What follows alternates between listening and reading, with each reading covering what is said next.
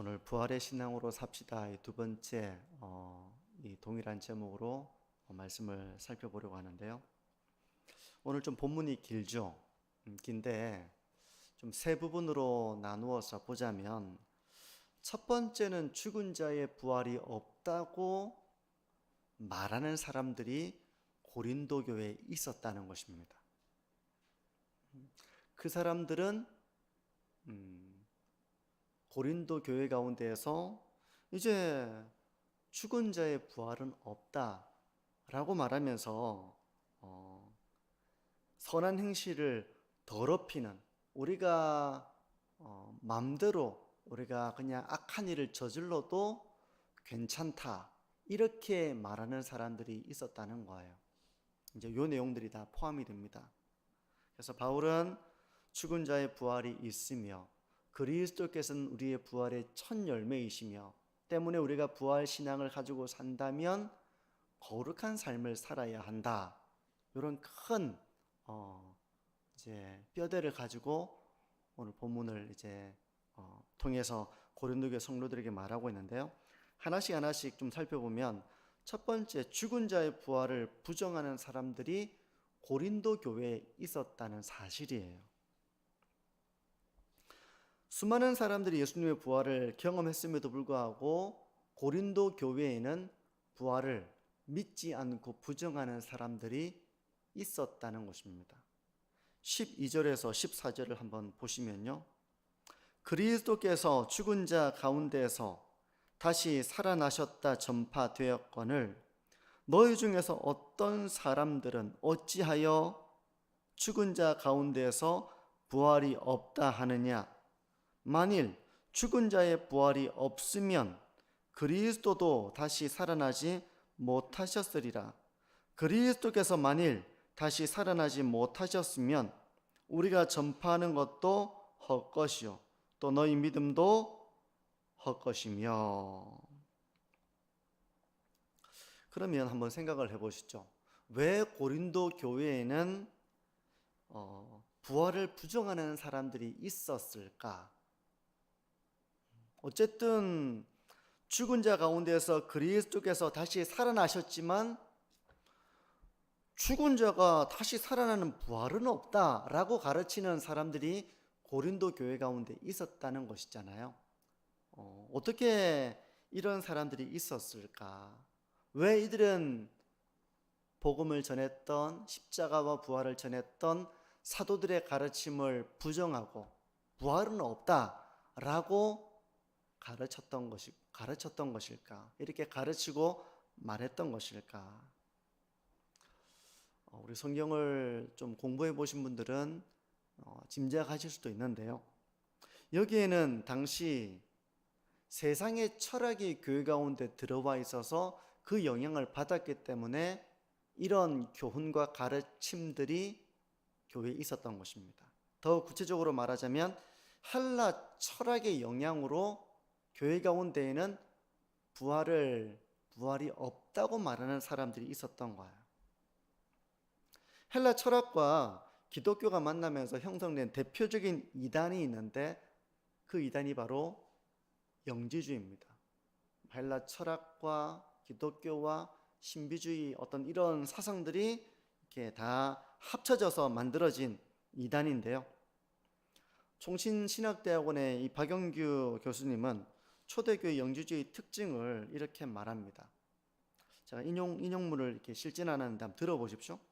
영지주의의 특징은 영육의 분리에 근거한 철저한 이원론적 사고입니다. 영과 육을 분리한다는 것입니다.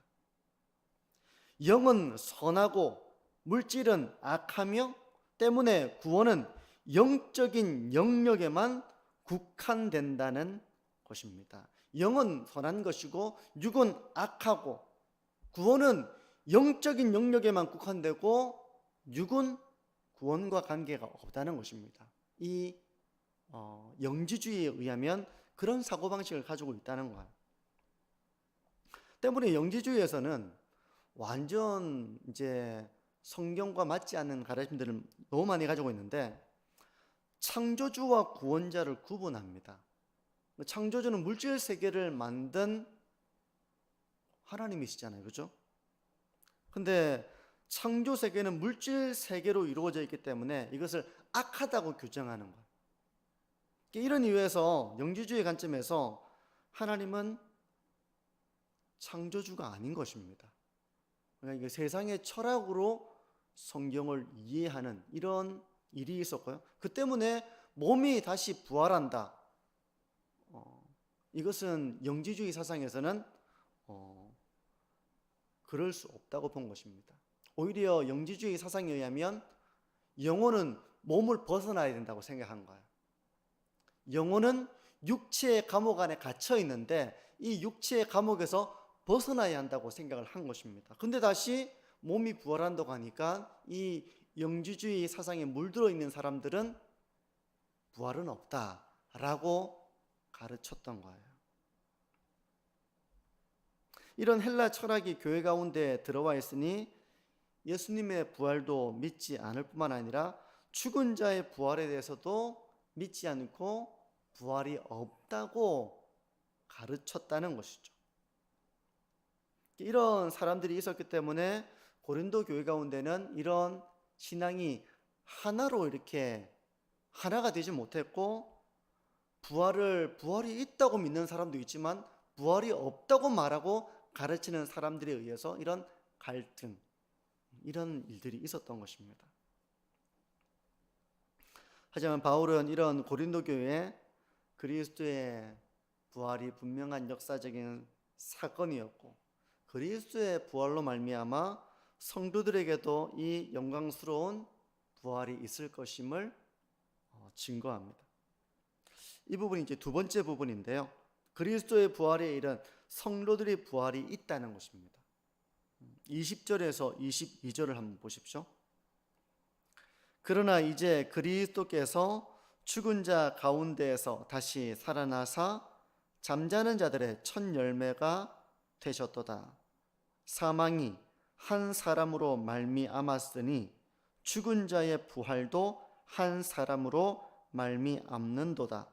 아담 안에서 모든 사람이 죽은 것 같이 그리스도 안에서 모든 사람이 삶을 얻으리라.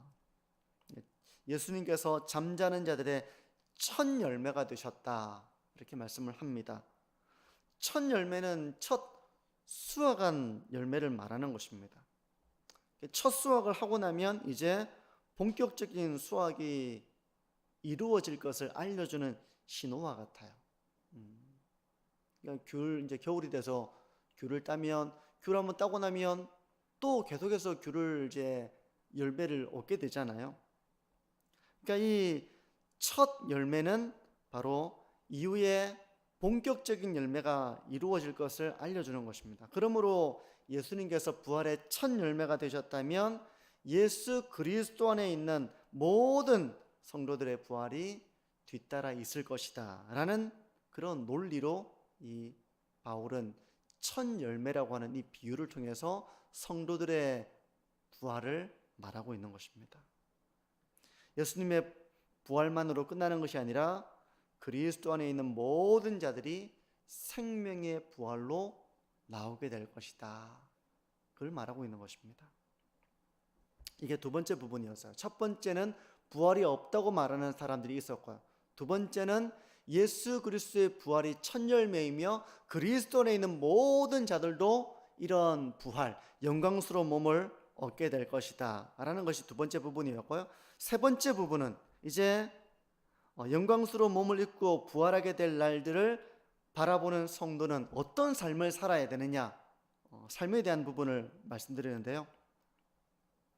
말씀드린 것처럼 아까 이제 고린도 교회는 헬라 철학의 영향을 받은 영주주의 사상이 들어와 있었습니다. 그래서 부활을 부정했어요.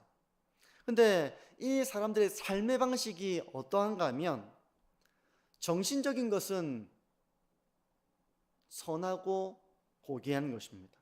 하지만 육체적인 것은 천하고 가치 없는 것이라고 생각하는 것입니다. 이 영지주의는 두 가지 극단적인 삶으로 그 이제 삶이 나타나는데요. 하나는 몸이 악한 것이기 때문에 몸을 부정하는 것입니다. 이게 이제 금욕주의예요. 금욕주의. 영지주의의 첫 번째 이제 삶으로 나타나는 하나의 극단은 극단적인 금욕주의입니다. 몸은 악한 것이기 때문에 몸을 부정하는 것입니다. 이 두 번째 극단적인 삶으로 나타나는 모습은 몸은 영혼의 구원과 아무런 상관이 없기 때문에 몸이 어떤 일을 행하더라도 그건 우리 영혼의 구원과 무관한 것이다 라는 생각으로 몸으로는 어떤 일을 저질러도 괜찮다, 상관이 없다 라고 하는 극단적인 쾌락주의, 극단적인 방임주의, 이런 형태로 나타났다는 것입니다. 하나의 영지주의지만 영지주의는 두 가지 상반된 극단적인 형태로 나타났다는 것 때문에 고린도 교회에도 그 하나의 면이 이제 나타나게 되는데, 그것은 바로 극단적인 쾌락을 추구하는 이런 성향으로 나타난 거예요. 33절과 34절이 이제 이런 배경에서 우리가 이해할 수 있는 구절인데요. 33절과 34절을 보십시오. 속지 말라. 악한 동무들은 선한 행실을 더럽히나니 깨어 의를 행하고 죄를 짓지 말라. 하나님을 알지 못하는 자가 있기로 내가 너희를 부끄럽게 하기 위하여 말하노라. 여기서 악한 동무는 누구겠습니까? 교회 가운데 들어와 있는 헬라 사상에 물들어 있는, 교회에서 영주주의 사상으로 신앙을 이해하고 가르치는 사람들, 몸은 우리의 영혼의 구원에 아무런 관련을 주지 못하기 때문에 몸으로 어떤 죄를 짓든 쾌락적인 삶을 살든 그것은 우리의 영혼의 구원과 관계가 없다고 가르쳤던 사람들이 있었는데, 그런 악한 동무들에게 속지 말라고 바울은 말하고 있는 것입니다. 그리스도께서 부활하신 것은 우리를 새로운 생명 가운데 거하게 하기 위함입니다. 과거에는 죄의 종으로 살았다면 이제는 하나님의 자녀로서 살게 하기 위해서 그리스도께서는 죽은 자 가운데서 살아나신 것입니다. 이런 이제 말씀이 로마서 6장 4절에 기록되어 있는데요. 한번 보시겠습니까? 요거는 제가 인용문을 좀 실어놨는데, 그러므로 우리가 그의 죽으심과 합하여 세례를 받음으로 그와 함께 장사되었나니 이는 아버지의 영광으로 말미암아 그리스도를 죽은 자 가운데서 살리심과 같이 우리로 또한 새 생명 가운데서 행하게 하려 함이라. 우리를 의롭다 하실 뿐만 아니라 실제적으로 거룩한 삶을 살아가도록 하기 위해서 그리스도께서 살아나신 것처럼 우리도 그런 새로운 생명 가운데 행하게 하기 위해서 그리스도께서 살아나셨다는 말씀을 하고 있는 것입니다. 오늘 이 말씀을 통해서 우리가 좀 한 가지는 좀 이 말씀을 좀 다시 한번 요약해 보고요, 하나님 이 말씀을 조금 우리 삶 가운데 적용을 해보려고 하는데, 부활 신앙은 예수님의 부활을 믿는 것이며 또 그 신앙의 의미를, 예수 그리스도의 부활이 가지고 있는 신앙적인 의미를 우리가 믿는 것뿐만 아니라 그리스도께서 부활의 첫 열매가 되셨기 때문에 우리 역시 부활하게 될 것을 믿고 그것을 소망하며 사는 것이 바로 부활의 신앙입니다. 이런 믿음과 소망 가운데 살아가는 자는 어떤 삶을 살아야 되는가? 모든 순간에 선한 행실을 더럽히는 그런 죄를 버리고 악한 동무들의 말에 속아서 이런 선한 행실을 더럽히는 삶을 사는 것이 아니라 도리어 영적으로 깨어서 의를 행하고 하나님의 뜻을 분별하고 그리하여 거룩한 삶을 살아가는 것이 부활의 신앙으로 사는 것이라고 성경은 말씀하고 있는 것입니다. 부활의 신앙이라고 하는 것은 예수님이 부활하셨다, 예수 그리스도 안에서 나도 부활할 것을 믿을 뿐만 아니라 이제 이 부활의 신앙으로 산다는 것은 선한 행실을 더럽히는 삶이 아니라 예수 그리스도 안에서 이제 새로운 생명 가운데 거하는 것, 의를 행하고 하나님의 뜻을 분별하고 죄를 미워하는 이런 삶을 살아가는 것이 참된 부활의 신앙이다. 그렇게 우리가 성경을 이해할 수 있는 것이죠. 이게 이제 오늘 본문을 통해서 우리가 알 수 있는 부분이고요. 오늘 저는 이 말씀을 통해서 조금 한 가지 좀 적용해 보기를 원하는 것은, 오늘 이 본문의 배경에는 헬라 철학과 영지주의 사상이 교회 가운데 들어와 있어서 부활을 부정하는, 그리고 그보다 이제 훨씬 더 넓은 포괄적인 의미에서 기독교 신앙을 부정하는 이제 그런 일들이 초대 교회 가운데 있었다면, 우리가 오늘날에도 주의해야 될 부분은 세상의 철학이나 문화와 세상의 가치관으로 성경을 들여다보고 성경을 해석하고 성경을 이해하려고 해서는 안 된다는 것입니다. 그게 이제 그 일의 위험성이 있다는 것입니다.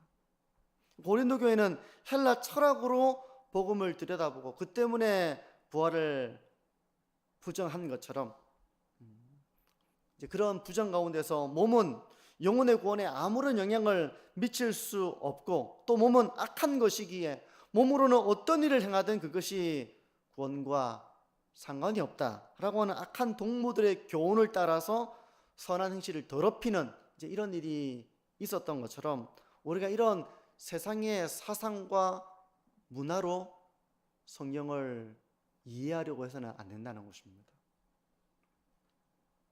대표적인 예를 이제 한 가지 들어본다면, 동성애에 대한 성경의 가르침을 우리가 성경을 통해서 이 동성애가 어떤 것인지를 우리가 이해해야지, 세상의 가치관으로 이런 성경을 읽어내려고 해서는 이제 위험하다는 것입니다. 성경은 동성애를 죄라고 말씀합니다. 근데 동성애만 죄라고 말씀하는 것이 아니라 결혼 제도 밖에서 이루어지는 모든 문란한 성적인 행위들을 죄로 선언하고 있습니다. 근데 오늘날에는 이런 신앙적인 관점이 점점 흐려지는 시대를 우리가 살아가고 있어요. 심지어 교회 안에 있는 사람들조차 이런 세상의 성적인 문란함들을 용인하고 포용하는 이 시대의 사상의 영향을 받고 있습니다. 어떻게 생각하세요? 교회가 그런 사상을 안 받는 것 같습니까? 영향을 받는 것 같습니까? 영향을 받습니다. 영향을 받아요. 점점점 이런 어떤 그 기준이 허물어지고 있는 것입니다. 세상 사람들이 괜찮다고 얘기하니까 교회 안에 있는 사람들조차 그렇게 나쁘다고 여기지 않는 이제 그런 일들이 교회 가운데 일어나고 있고요. 또 인권이라는 이름으로 동성애를 인정해 줘야 된다고 말하고 있는 실정입니다. 네. 동성애자들은 교회가 그들을 우리가 전도의 대상으로 삼아야 되잖아요. 동성애자들이라 할지라도, 불교인이라 할지라도, 이슬람을 신앙하는 사람이라 할지라도 다 우리 전도의 대상 아니겠습니까? 무신론자라 할지라도. 하지만 동성애는 죄인 것입니다. 무신론은 죄인 것입니다. 근데 이제 이런 것들이 점점 인권이란 이름으로 동성애자들 역시 우리가 정죄하지 말고 그들의 행위를 우리가 인정해주고 그렇게 해주는 것이 진정한 인권이고 그것이 이웃사랑이다 라는 논리로 이야기하는 이것이 교회 가운데도 많이 들어오고 있다는 것입니다. 성경은 많은 죄악 중에서 동성애가 명백한 죄라는 사실을 말씀하고 있습니다. 동성애는 성적인 죄의 가장 위에 있는 죄가 바로 동성애라고 말할 수 있어요. 소돔과 고모라에도 그냥 성적인 죄를 넘어서 가지고 가장 문란하고 죄악이 이제 관영하게 되면 나타나는 특징이 바로 동성애라고 말할 수 있습니다. 근데 성경은 동성애만이 아니라 결혼을 벗어난 모든 문란함 역시 죄라고 선언을 하고 있습니다. 예수님은 단지 음욕을 품은 것 역시 간음이라고 말씀을 하고 있습니다. 이렇게 보자면 세상적인 관점에서 신앙의 기준을 삼는 일이 너무나도 위험한 일이라는 것을 우리가 잘 새겨야 한다는 것입니다.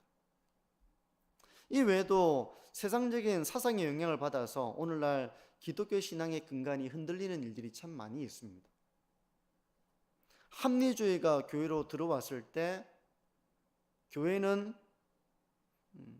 과학적으로 입증하기 어려운 부분들은 다 가위로 성경을 오려내야 된다고 생각했던 시대가 있었습니다. 이거 교회에 있는 일들은 다 이거는 합리적으로 과학적으로 증명할 수 없는 일들은 다 가위로 오려내고 우리에게 교훈이 되고 유익이 되는 부분들만 남겨놓자 하니까 어떤 성경은 버리고 어떤 성경은 우리가 유익하고 이렇게 성경을 이해하려고 하는 그런 시대도 있었습니다. 이런 주장을 했던 사람들이 바로 자유주의 신학자들이고 그 신학에 영향을 받은 사람들이에요. 자유주의 신학이 이제 정통 교단 안으로 들어와 있어서 그들이 이단이 아닌 것처럼 정통 교단 안에 들어와 있지만 이들은 성경이 하나님의 말씀이라는 영감된 말씀이라는 것을 거부합니다. 성경을 그대로 믿는 것이 아니라 이성이라고 하는 거름망을 통해서 이성적으로 받아들일 수 없는 부분은 다 버리고 받아들일 수 있는 부분들만 믿겠다고 하는 이런 신앙의 운동이 바로 자유주의 신학을 따르는 그런 신앙입니다. 그러다 보니까 교회는 이제 점점 다원주의화로 들어가는 부분이 있어요. 이미 정통 교단 안에서도 기독교만이 진리라고 말할 수 없다는 생각을 가지고 있는 신학자들과 목회자들과 그런 교인들이 있습니다. 생겨나고 있습니다. 그게 여호와 증인이나 이런 데 주장하는 것이 아니라 감리교나 장로교 안에서 그런 주장을 하고 있고 가르치는 사람들이 있다는 거예요. 지금 제가 무슨 얘기를 하고 있는 겁니까? 세상의 철학과 사상과 문화가 교회 가운데 들어와서 그것으로 성경을 보고 있고 성경을 이해하려고 있고 그 때문에 성경의 주장을 아니라고 그러고 세상의 철학과 사상으로 도리어 성경을 부정하고 그런 인간의 사상으로 신앙을 가르치고 말하는 경우들이 오늘날 교회 가운데도 일어나고 있다는 것을 말씀드리기 위해서 이 예를 제가 말씀을 드리는 겁니다. 성경을 성경대로 믿지 않는 이제 이런 기독교 신앙을 가진 교회들이 나타나고 있고 이런 기독교 신앙을 가르치는 신학자들이 양산되고 있고 그런 거예요. 헬라 철학으로 부활을 부정했던 고린도 교회 일부 사람들처럼 오늘날에도 세상의 철학과 세상의 문화로 성경을 규정해서 세상의 기준으로 죄가 아니라고 말하고 성경이 하나님의 말씀이 아니라고 말하고 또 세상의 철학으로 신앙을 말하는 이런 일들이 오늘날에도 이미 우리 기독교 신앙을 가지고 있는 교회들 가운데 많이 들어오고 있는 그런 실정인 것입니다. 성도 여러분, 이제 말씀을 마무리하는데요. 예수님의 부활의 역사성과 예수님의 부활의 첫 열매 그로 말미암아 우리 가운데 우리 역시 그 부활의 첫 열매 되신 예수님과 함께 우리 역시 영광스러운 부활의 몸을 입게 될 것을 바라보는 것, 그 믿음과 소망 가운데서 경건하고 거룩한 삶을 살아가는 것이 바로 부활신앙으로 살아가는 것입니다. 세상의 어떤 철학과 사상과 문화로서 우리의 신앙을 말하는 것이 아니라 계시 중심, 하나님 말씀 중심, 하나님의 말씀을 그대로 우리가 받아들이는, 하나님 이건 저는 이해를 못하겠습니다, 저의 관점으로는 이것은 저는 받아들일 수 없습니다 라는 그런 모습이 아니라 우리가 때로는 이해하기 어려운 부분이라 할지라도 하나님의 말씀을 있는 그대로 우리가 받아들이는 신앙, 그것이 바로 계시 중심의 신앙이고 말씀 중심의 신앙인 것입니다.